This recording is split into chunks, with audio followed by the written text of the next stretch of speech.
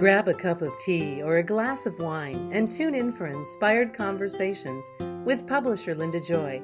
On Tuesdays at 2 p.m. Eastern, Linda creates sacred space for leading female luminaries, empowering authors, heart-centered female entrepreneurs, coaches, and healers. A soulful venue where guests openly share the fears and obstacles they've overcome, wisdom and lessons learned, and the personal journey that led them to the transformational work they do in the world. Inspired Conversations to empower you on your path to authentic, soulful living. Welcome to Inspired Conversations. I'm your host, Linda Joy, publisher of Aspire Magazine, the premier inspirational digital magazine for women since 2006. Tens of thousands of women around the world have claimed their free subscription, each issue dedicated to inspiring you to live deeper, more authentic, and inspired lives. You know, what if you had a secret code unlocking your life? How would your life be different if you knew how to embrace your inner priestess, awakening to the natural rhythm flowing throughout your life?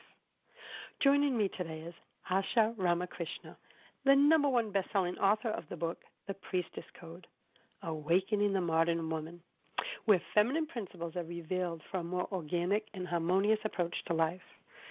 Well, I got to tell you, with a background in molecular biology and business development, she breaks all esoteric teachings into practical, logical approaches to living. Asha is a minister of spiritual peacemaking and incorporates philosophies such as feng shui, karma healing, human design, just to name a few. Welcome, Asha. Hello, hello. I'm excited to be here with you and your community. Oh, I'm excited to have you. Our paths have been crossing for a while, and we have so many friends in common, and I'm like, we got to get Asha on the show. So thank you, my beautiful friend. Yeah, I'm excited, to talk about these principles. It's such a unique time that we live in right now, and I really am feeling that all of us are craving this. Oh, I see it in my community, in my own life, Asha, but as well as my community. I serve a global community of women who, I like to say, are wakening up to their soul's truth, right? Mm-hmm. And everyone's journey and way of awakening is different, but we're all yearning for a sense of purpose, passion, and really alignment. Mm-hmm. And that's a word that keeps showing up in a lot of my conversations. Well, in the intro, I said, here you are, background in molecular biology and business development, and then spiritual teacher, and some people call you spiritual midwife, right? How the heck did that journey unfold, my friend? I mean, it's like, how does every journey unfold, right? Like one step in front of the other, a little bit. And I think it's also that, my lineage, I'm part Indian and part Venezuelan. And I think that when you kind of hold a lineage that is so ancient and so rooted in spiritual practices, you almost can't escape it in a lot of ways, even if you try to, kind of like fit into the process of this world. But I think the most pivotal moment for me, so I had always been spiritually curious, meditator, teaching like whatever I knew in terms of spirituality. And I kind of had a moment when I was in a corporate job that kind of the quintessential heroine story, right? Like I was in this job, I wasn't very happy, wasn't supporting my family, wasn't supporting my family in the way that I wanted to support my family, which was me being present to my little girls more. And I just had that moment where I was like, I can't do this anymore. And through a series of things that unfolded, the universe gifted me a severance package that allowed me to, I know, it really changed my life because I think that so many people, we all like have those moments in life, and I don't think it's just one. We have those moments in life where we're like, I need to take a step back from my life and have time to just really be present to what's happening to me, this wrestling that I'm feeling inside. And so I had that opportunity then. And in that period of time, I was meditating a lot. I was teaching a class that was called Reclaiming Your Power. Of course, it was about me reclaiming my own power. And I had that experience in the shower where I heard, hold these principles to be truth and to live by. And I'm like, what? What is happening right now? And I just like ran out of the shower, barely grabbing a towel, and I wrote down what I heard. And when I wrote these principles, I'm looking down at my notebook and I'm like, these are really nice, but I don't live this way. And that was the turning point for me to really go beyond spiritual practices, right? Go beyond meditation. Go beyond connecting with guides. Like, go beyond all these things that feel like they're a little bit outside of us, and more kind of coming back into what it means to be a being on this planet and embracing those feminine aspects that, I'm giving it the word feminine just because to sort of make a distinction, but they're really about being an organic being. And I spent about 2 years just even on the first principle, which is you're a seasonal being accepted. I was like, what does that mean? I don't know what that means. All I know is climbing up a corporate ladder or achieving more or making more money or whatever, right? Like, all I know is that process, and you're asking me to have reverence for winter? So you must have been like, what does that mean? What does that mean? And it was about finding the goal, like the gold in each season, and about radically accepting each season. And without having ideas of what each season meant, was about internalizing those seasons. And yeah, I live in New England, so for me it's kind of easy to pay attention to that. But then also this sort of next layer was, how do I embrace those seasons when they're internally, right? Because it can be a beautiful outside summer day, but if I'm feeling a winter energy, how do I radically accept that in a moment that feels as though society's saying, well, you shouldn't be feeling that. You should just go out and have a good time. And I'm like, no, but there's something deeper and there's something dormant that's wanting attention. So it's paying attention and recognizing what you're feeling and honoring it instead of judging it. Totally.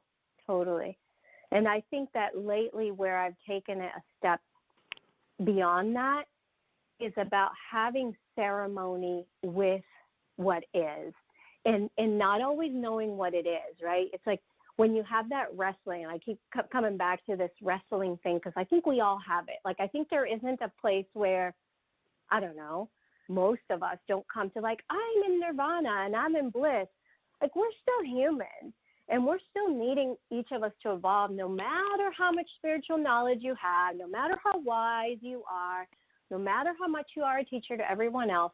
You're still going to have those moments that feel like something is stirring in me. And it doesn't have to be painful. It can, but it doesn't have to be painful. And so as this unfolded and you received these principles, did you start incorporating them into your own life? Oh, my gosh. Well, it was like the symbiosis, right? It was like I was incorporating them. They were incorporating me. Like, it was really this just like organic, like it was like a relationship. And when I kid you not, when I would start writing about each of the principles for the book or through, it took me 10 years to write this book. Like, it's a synthesis of at least a decade of understanding the principles and how they unfold in my life and how they unfold in other people's lives. And every time I would write about one of them, life would show me the depth of like the next layer of how this would go. Right? And the next principle is deconstruct and construct it as your nature. It's like the Shakti Shiva energy, meaning like the feminine, the Shakti energy, sacred feminine, coming in to deconstruct an aspect that doesn't align with our truth anymore in love, right? Deconstruct it in love, and then allowing for stillness, which I think for most of us is like the most painful thing. Oh, yeah. And then allowing the organic nature of what the next thing is that needs to be rebuilt. So the yin and the yang, right? The feminine and the masculine. Yeah, and they're at play. It's not, it's not about one over another. It's about a play. No, that's what I've learned on my own path. I used to think it was one way or another, and I'm so glad that I was able to integrate, and that's when my life opened up. And we're going to take a break, Asha, and I want to invite everyone before we go to break to visit Asha at ashaisnow.com. We're going to be back in a moment to talk more about the 7 principles of the Priestess Code. We'll be back in a moment. A conscious lifestyle for a mindful life. OMTimes Radio.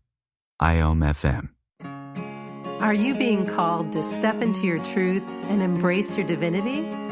Are you ready to align your heart and soul, live an authentic life, and become a divine magnet for love and abundance? It's time to listen to your inner wisdom and clear the blocks holding you back from your best life. Leading intuitive prosperity coach, Akashic Records practitioner, and evidential medium Jamie Hearn of liveyourdivinity.com empowers and supports spiritual women like you to align your inner and outer worlds, embrace your soul's truth, and live your divinity. Through her intuitive gifts, grounded wisdom, and empowered coaching, Jamie guides women back into sacred alignment with their truth. Visit liveyourdivinity.com to learn more about Jamie's empowering programs and to schedule an Akashic record reading.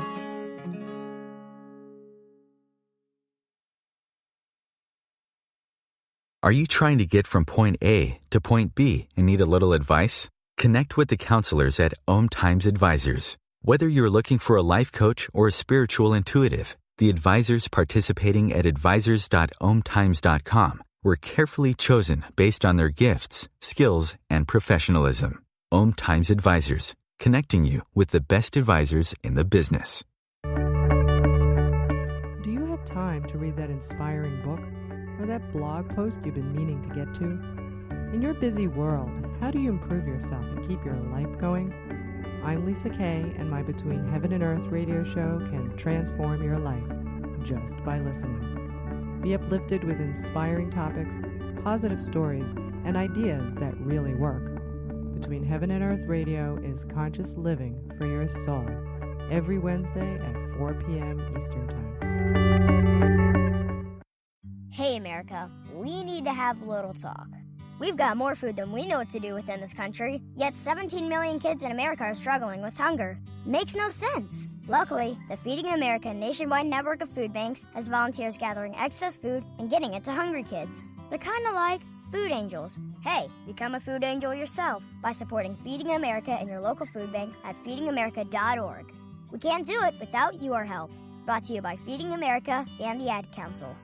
This is OTR-FM, part of the IOM Radio Network. Welcome back. You're listening to Inspired Conversations. I'm your host, Linda Joy. With me today is Asha Ramakrishna, best-selling author of The Priestess Code, Awakening the Modern Woman.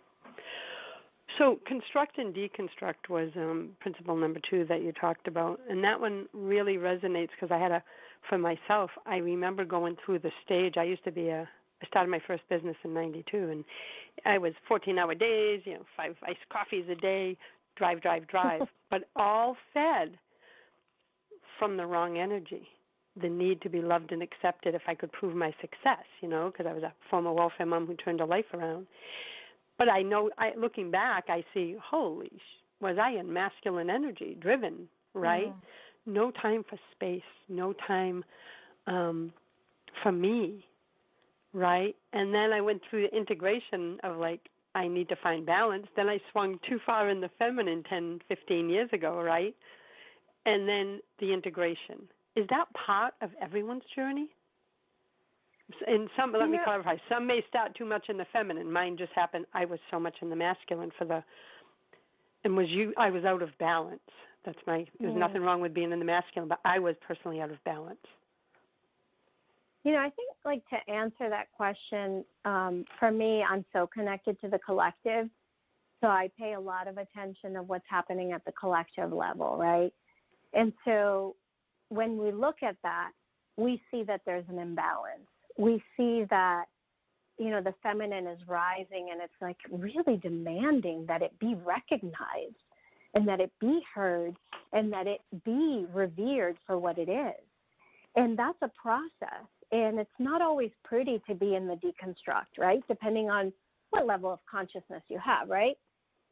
And then when we look at individuals, I think each of us are at different places in this whole process. So, I know a lot of people ask me, like, do I need to become a vegan? And like, a lot of what I say is like, look, only you know that, but I can tell you that if I look at it collectively, I think most men would benefit from being vegan. Most men would benefit from doing yoga, because these are the practices that are going to help them connect to kind of bringing a little bit more of that alignment, right? Because we're all being conditioned. We're all being conditioned that the masculine, the patriarchy is the thing. That's the ruler. That's what we have reverence for. That's what we worship. I'll even go as far as to say that. And the feminine is asking that it also be revered. And so when you're in that process, each of us are a little bit differently. I mean, I am like you, where I really kind of came in wired a little bit more masculine, maybe it's the oldest of 5, like immigrating here by myself, like all these things that I was like, no, I got to kind of be a hard ass and I got to like make money so I can send money back to my family. So I had that kind of, very fiery nature to me. And the invitation of the more yin energy was a challenge for me. It really was a challenge for me, because I didn't see it as important, right? And I think that this is what many of us are experiencing. It's like we feel that it's important. We feel that these yin aspects are important. We feel that ceremony is important. We feel that being in the energy of receiving is important, but there's a part of our brain, and it's really our programming, that says, is that really valuable? But most of us, when we go through that, when we go through that stillness and really touch the feet of the feminine, we're like, yeah, this feels really delicious. And this feels really like loving, nurturing, and loving to that place.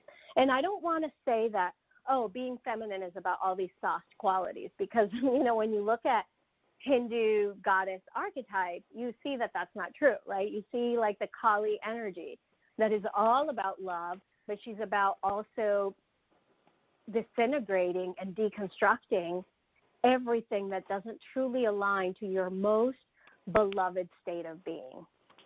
And so feminine can have that energy too. Like, we are spiritual warriors also. I just had a conversation with somebody that said, look, I just went to your, the event that you had, and part of what rose up for me was that now I'm beginning to ask the question, all right, if that passive receiving mode is not all that the feminine's about, then what else is she? What does it mean to be in my feminine, in my divine feminine power? And what does that look like in my life for me? So we all have these individual paths, and as a collective, there's a story that I feel that many of us are wanting to support to bring greater alignment, greater balance, that sort of thing. Oh, everything you're saying just really speaks to the journey I've been on.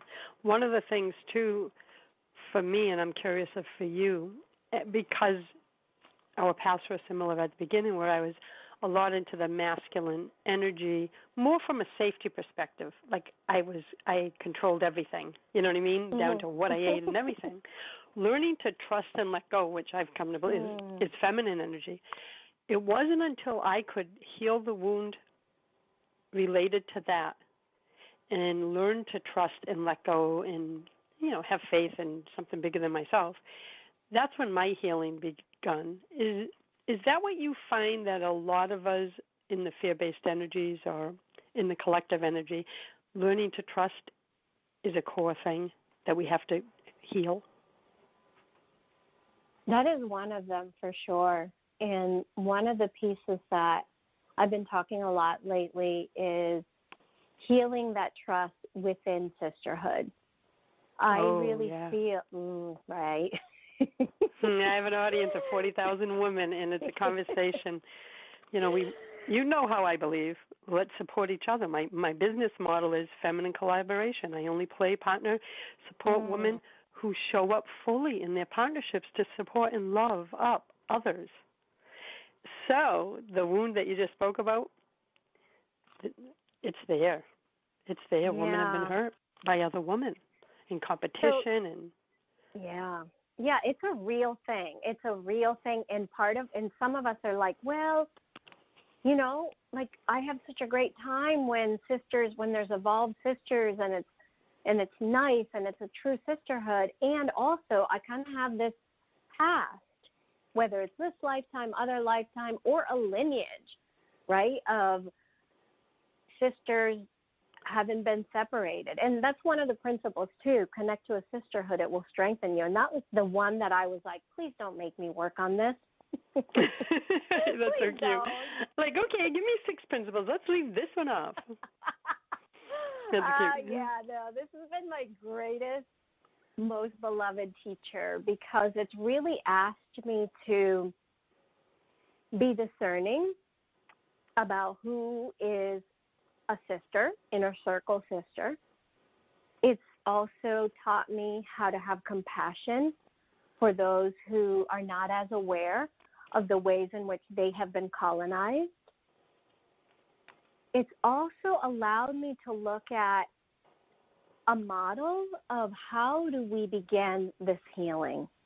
Because I really feel, and this became I was in Glastonbury, England, and it became crystal clear to me how essential the sisterhood aspect is to the evolution of humans. Many of us in the Western world have kind of assimilated spiritual journey as our own path. And ultimately we're the ones that rebirth ourselves, right? Like all that being true. And at the same time, every spiritual tradition that you look at always says have a community. And there's a reason for that. Because when we feel supported, when we feel like someone's got our back, when we feel like other people are there to support us and we show up for them too, something magical happens, right? We don't feel alone. Our doubts have less of an opportunity to creep up. And we have this like collective vortex of all of us seeking individual, like we each do it in our own flavor, but all of us are seeking this connection to one another, to ourselves, and to, something that's greater than what we can see, feel, and touch on this planet too. Oh, sisterhood's played a major role in my life, but like you, it took me a while to embrace it. I was a hermit, a solo, just that. I was a loner, in many ways. Yeah. Even though I ran large events, I'm a hermit, a spiritual hermit at my core, and I can hold space for large things and bring together women. But 15, 20 years ago, I loved to bring it together and step out and watch the circle. Now I lead the circles. And I share with my clients that when you have your sisterhood around you, your divine support team, sometimes I call it divine soul team, that inner circle that raises you up, there's nothing like it. No, because it's not so much about a group of women, it's about true intimacy in relationship, right? Yes, authenticity, vulnerability. Yeah, and realness, right? It's like, how nice would it be to not have to wear a mask of any kind, meaning that we play roles for other people. Like, and how nice would it be to just be like, I'm showing up as me. It's Asha. That's it. Here I am. That's such a gift. It is such a gift when we can do that. It's liberating. And when we come back from our break, Asha, let's finish up your 7 principles, because I want everyone to hear the juiciness of them, and then we can dive deeper into any other principles you'd like to cover. So far we've done seasonal being, construct and deconstruct. We touched on sisterhood and connection, and when we come back, you can cover some more, because this is a juicy conversation, my friend, so thank you. I'll be back in a moment with Asha Ramakrishna, author of The Priestess Code.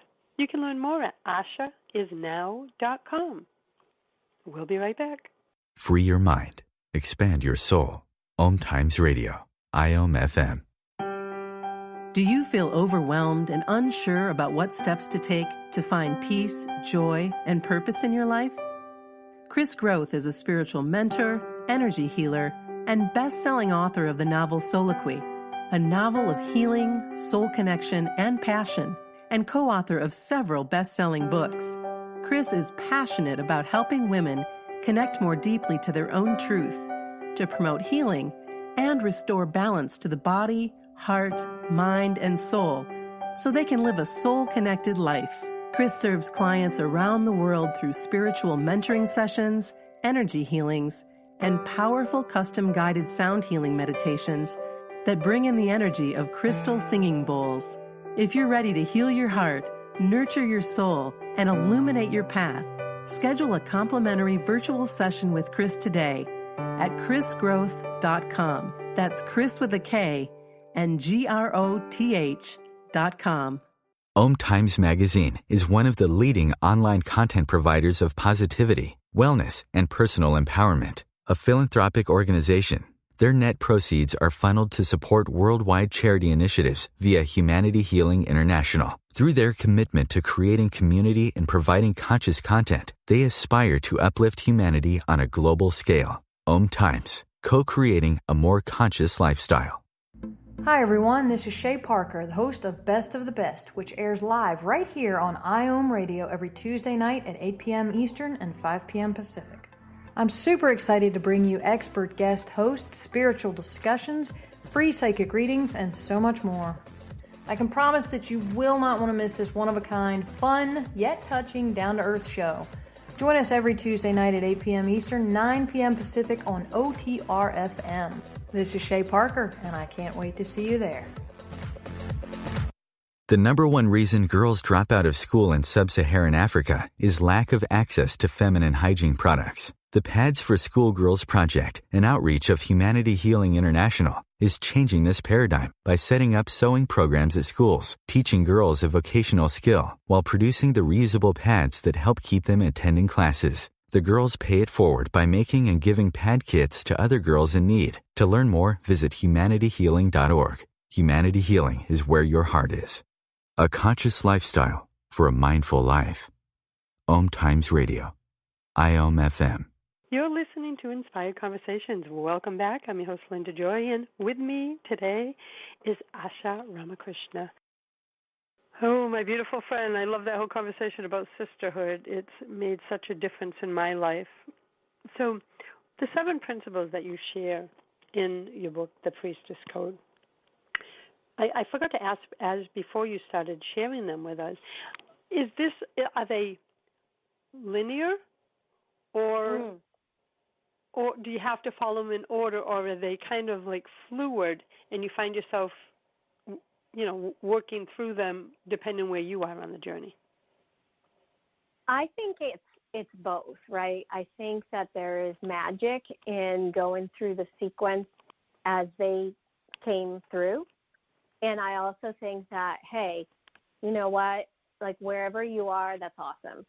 So some people will say to me like, oh, I'm not a great reader. Like I can't really sit and read an entire book. And I'm like, you know what I found out is that you can pick up the book and just thumb through the pages, and wherever you land, that's what you need to read.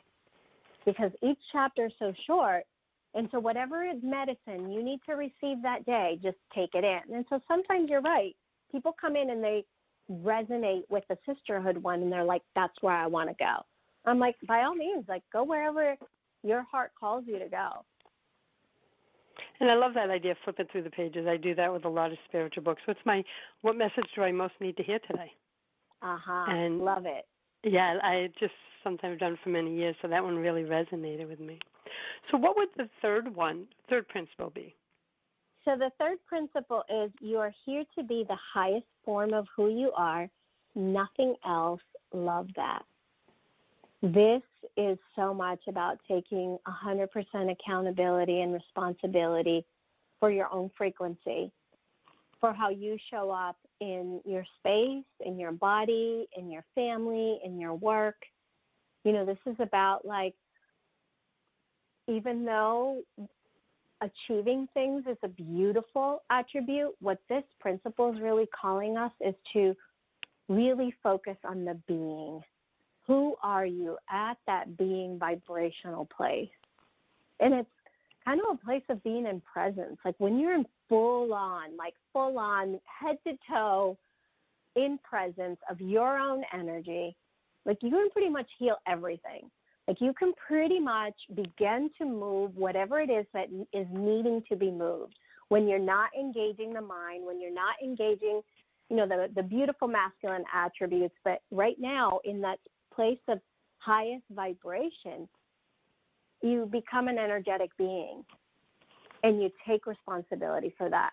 And I think that flows nicely into the sisterhood one, because we call, I know like you and I really connect to this principle of connect to a sisterhood, it will strengthen you, which is number 4, because when we create an evolved sisterhood and we come in not truly owning those parts of us that are kind of operating from a wounded place, it's a little bit more challenging to be in relationship and intimacy with another, right? And to really be in integrity with the relationship, with ourselves and with the other person.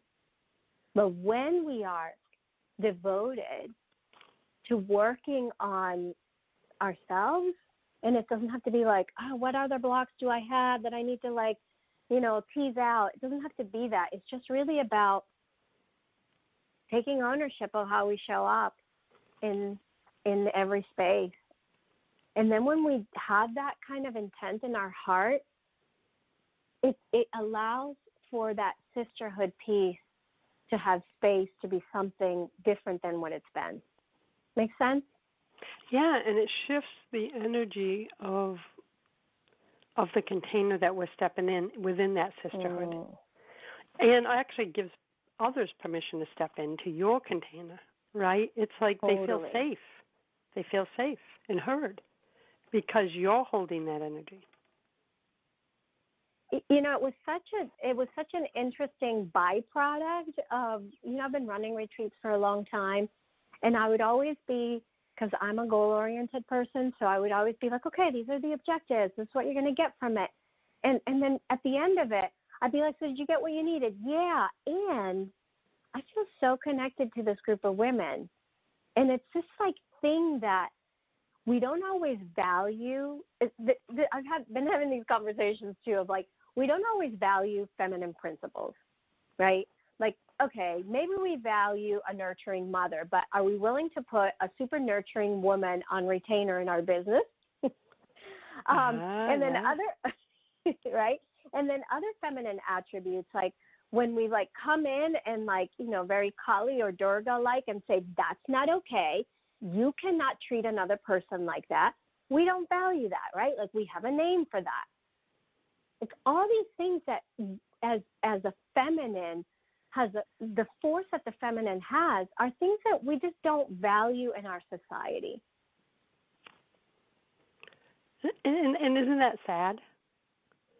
Oh, and this is why I'm here. That's why you're on a mission.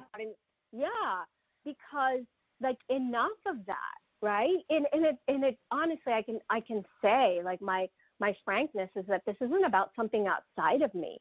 Sometimes this is about me not honoring the value that my nurturing and compassionate nature brings to the table. That I ought to be on retainer for every CEO that I get to work with. Because these are pieces of being human that truly allow a person to step into their most expansive place. And, those of us who are a little bit more fiery and call people out on things that aren't in integrity, we we are shunned for that, and we feel a little bit like, ooh, maybe I need to be a little bit more diplomatic. I mean, maybe you do, but maybe you don't. Yeah, and that's a personal decision that each have to make in their life, right? Mm-hmm. Now, principle 4, I've is compassion. It's got to be a big one. And is this also self-compassion? 4 is comparison. Is that what you mean, that compare yourself to no other? Yes. Now, in principle 7. I'm sorry, principle 7. Principle 4. Sorry about that. That's okay. So I think that, honestly, compassion is threaded throughout all of this. I mean, compassion, it's like almost like the arms that hold all these principles. That's what it feels like to me, even though compassion may not have its own principle. It's just like holding all of this. And my question for you is, with sisterhood, which is the next one, and then we have 2 more to cover. Let's go through the other 2, because we did sisterhood. What are your final 2? And then I want to have some questions for you. Okay. So permission is no longer needed. You are here to create with free will. Expand this awareness. Yeah, baby. Oh, yeah, baby. That's right. That's the I'm a creatrix, so I have to serve for my soul and create. And once I give myself permission that is who I am, I need to lead from my heart, everything shifted for me. So I love the permission one. Because many of us are like, well, it needs to be okay with this person, it needs to be okay with that, it needs to be okay with this. But when we really step into that power that we hold in our sacral energy and that connection that our sacral has with our heart, it's like, no, I'm here to be on fire if that's what I want to be. Right? And I'm here to really live in the way that I really want to live. And sometimes that's a process. That's okay. But it's taking those little steps to saying, you know what? I'm kind of done asking for your permission or feeling like we have to have this dynamic of I'm, the colonized woman, the domesticated woman that it needs to follow certain rules and protocol. This is about us letting the wild woman within really have a say at the table of our lives. And that's a big shift for a lot of women, right? Because of depending on how they've been living their life, how have they been raised. And I could see that could be a struggle of allowing themselves or giving themselves permission to show up at the table. And also, like, negotiating that with our families, right? Like, okay, if you're a single woman and you're like, you know what? Yeah, I can totally own that. No one cares what I do. And so you have that kind of liberty. I mean, maybe people have a say, but you feel like I have more freedom because no one owns me kind of thing. But some of us have families that we need or want to negotiate with. We don't have to, I suppose. And that space, I mean, that's a compassionate space when you can say, show up to your partner, show up to your kids and say, hey, guys, this isn't working for me anymore. And I get that we've trained each other to have life be this way, but I'm shifting this. And everyone's going to be like, what? No, you can't. What do you mean? And like, allow that space. Like, that's the stillness. Allow that space of all the, everyone complaining to unfold because no one likes change. And just let it ride. And in love, hold that frequency and that energy of the beloved, right?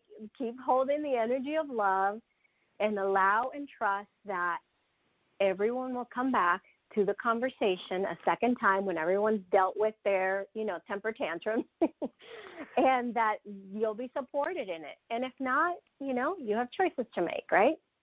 Exactly. For me, I think that was learning to honor my truth, and I'm blessed that I've been in my relationship 25 years, but when I met him, I didn't know who I was. And I used to go, so, what books are you reading?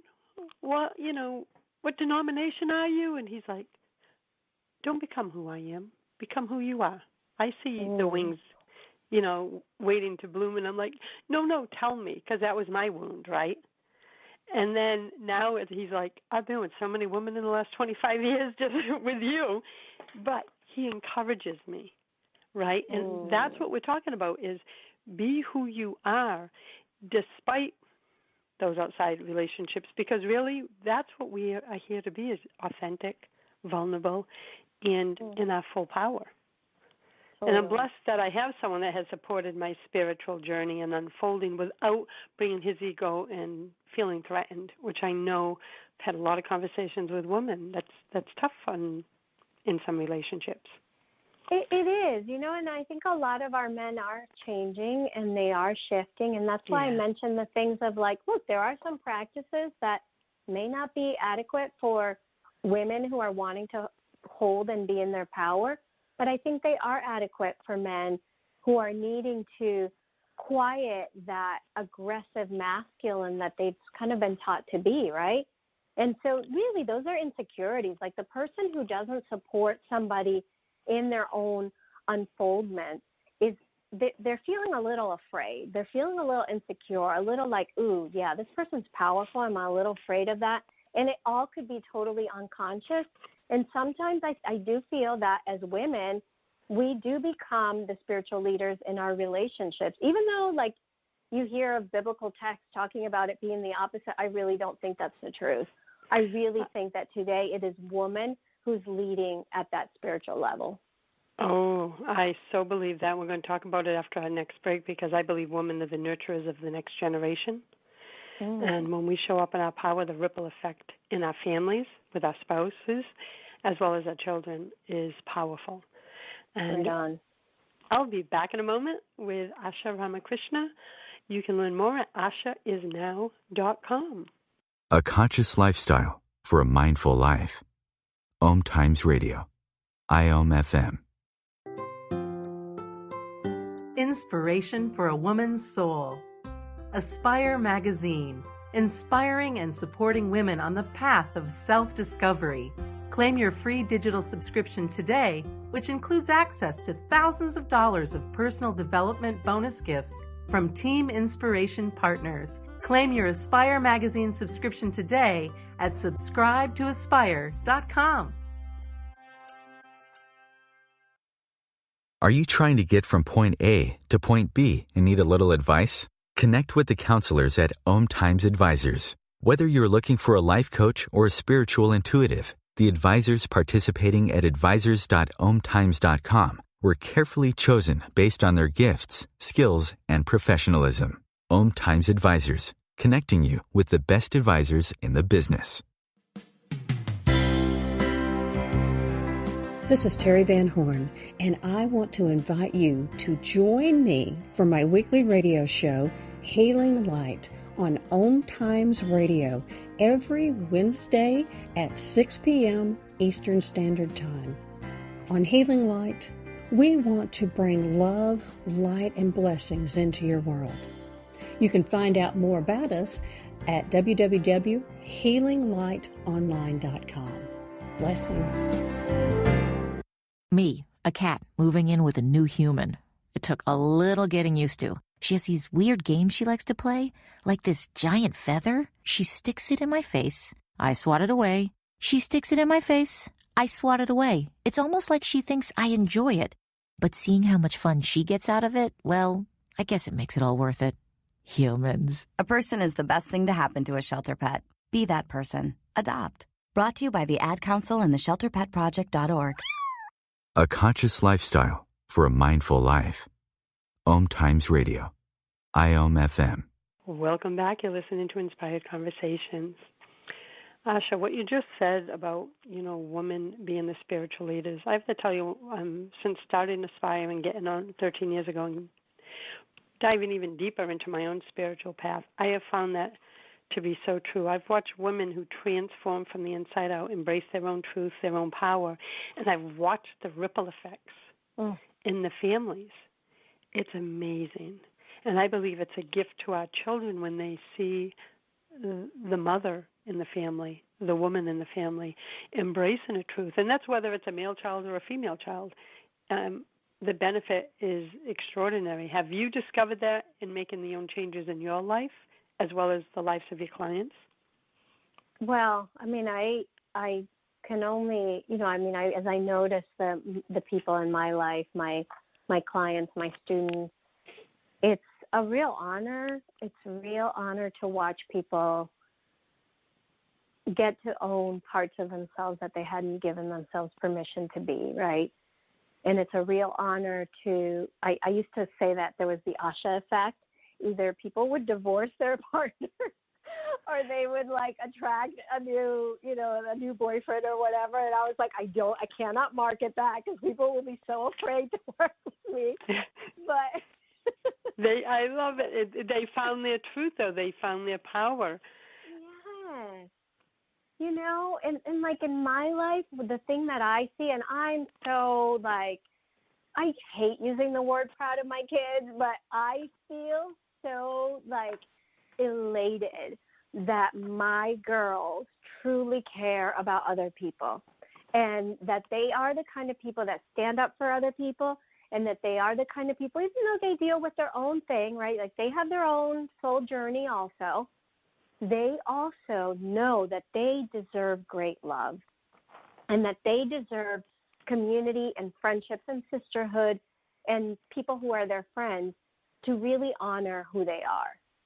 And to me, it's you know what? I can wash my hands. My job is done. These are girls that know that they deserve great love and they deserve to sort of be in their own authenticity, even though they go through their teenage things, right?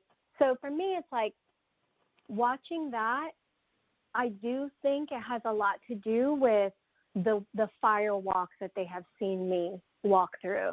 Because we're definitely not the kind of family where we hide what we're going through. We just talk about it. It's not like my kids are my therapist or anything like that, but we just sit and talk and say, hey, this is what's happening here. And this is what's going to happen this year, and is everyone okay with that? Or these are the things that I'm wanting. These are the things that I'm wanting to claim more of, and, can we talk about this, right? And each of us gets to have those kind of conversations. So I do think that it's made a difference in their life for sure. Well, it also shows them how to show up for themselves by watching you show up for yourself, and plus I've witnessed your transformation and healing, right? But when you say, I want to claim this for myself, that gives them permission to claim their dreams and desires, right? Totally. Because you're being the role model to say, it's okay to have your own dreams and desires as an individual. And I think, I'm at a different generation than you, and my daughter's now 35, and I'm a grandma. And I look at the different generations. I'm watching my 7-year-old granddaughter grow up, and I'm like, I want a different world for her, right? Mm. So it makes me even more passionate about the work I'm doing, about bringing messengers like you to my audience, right? Because I believe, my personal belief is I was given this media platform to do good and to give women a voice and a venue to be heard and share their message, while at the same time spreading love, wisdom, and inspiration, right? That's my path. But watching the generations and the stories, like from my mom's generation to mine, to my 35-year-old daughter, and now to my granddaughter, it's amazing to see. I can see the shift. I can see it. I can feel it. And it's amazing to watch. I can't wait to see what happens as, we all embrace the feminine energies even more within ourselves. Yeah. I mean, I can feel that place that you're in. I'm not there, but I can feel that great love that you have for the lineage, your lineage, the lineage of woman, right? Grandmother, mother, daughter, and the possibilities of what's next too. Like that's such a beautiful place of love, right? Yeah, it gives me it put it this way, I've always had a sense of purpose, and when you become a grandmother, it it's different than a mother. I can't explain it. And I also have a 19-year-old grandson. And it fueled my purpose in a different way. Like, come on, we've got to be the change we want to see in the world, which, I know those are words that we hear often, but I live it. I want to be that in my own unique way, not trying to do it any other way. I just follow my soul's truth, as you do, allow myself to unfold, and just stay focused on my mission and my soul's purpose. And then the ripple goes out. Yeah. And probably in the grandmother phase, there isn't that much attachment to, like, oh my gosh, like, this person has to be able to grow up and be independent and provide for themselves. And Dale, I think, yeah, it's different. You're right. Especially, I was a single mom for much of her life. So for me, that was even more pressure. And now you're right. I look at the little one, but I don't have that kind of pressure of molding her. I'm the container, right? Like I'm the one they all come to. Yeah, my daughter, my granddaughter, and they call me Amma in my family. My grandson picked that one 19 years ago. And it's a different energy, but it feels like I can hold space more now at this age, I'll be 57, than I could then. That's the only way I can internally describe it.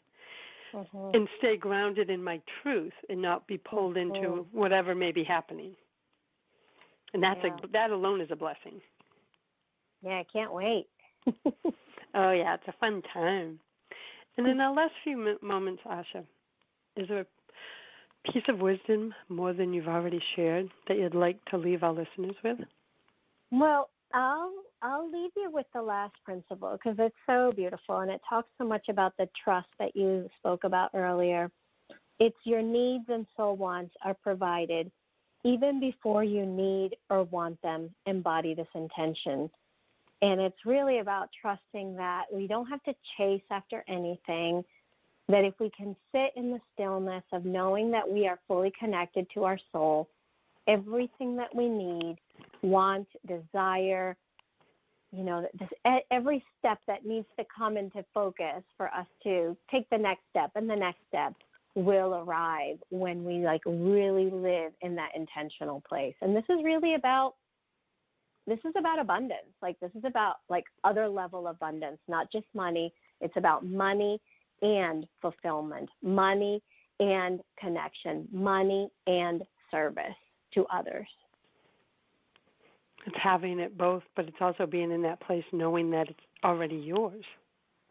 It's such a dance. I definitely, as much as I was running away from the sisterhood one, I would definitely say that this one has been a great teacher for me also. And I'd say I don't have this one fully mastered. But hey, we all have room to grow. So, and you know what? We never stop growing, right? There is no there. And that was something I really had to embrace, that this is all an unfolding for as long as we're alive. There isn't, if I do this much spiritual work, personal development work, I will be there. And I always tell my clients, if anyone tells you there's a there, run like hell, because there is no there. Just keep unfolding. And I want to invite everyone to visit ashaisnow.com, learn more about her book, her offerings, her amazing retreats. A friend of mine just attended your recent one. She's still gushing. So, I'm hoping to make one. Beautiful location, just could feel the love and the energy. And Mel told me how beautiful the container you created was. So I invite everyone to visit ashaisnow.com. Asha, thank you for joining me, my friend, and thank you for the beautiful work you're doing in the world. I look forward to staying connected. My pleasure. This was really fun. Thank you for opening up space for this voice of the Priestess Code to have a say with your community. Well, everyone, until next time, choose love, choose joy, choose happiness, my friends. Thanks for listening to Inspired Conversations with publisher Linda Joy. Join our sacred space every Tuesday at 2 p.m. Eastern and meet leading female visionaries, empowering authors, heart-centered female entrepreneurs, coaches, and healers. Inspired Conversations with Linda Joy is a soulful venue where guests share the obstacles they've overcome, along with wisdom and lessons learned on their personal journey that led them to the transformational work they do in the world. Inspired Conversations to empower you on your path to authentic and soulful living.